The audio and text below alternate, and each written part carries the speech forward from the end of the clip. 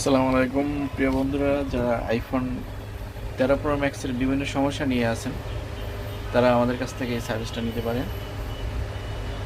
অত্যন্ত কম টাকায় আমরা এই ডিসপ্লেগুলো ঠিক করে থাকি, তাই আর দেরি নেই, আজই যোগাযোগ করবেন ইনশাআল্লাহ।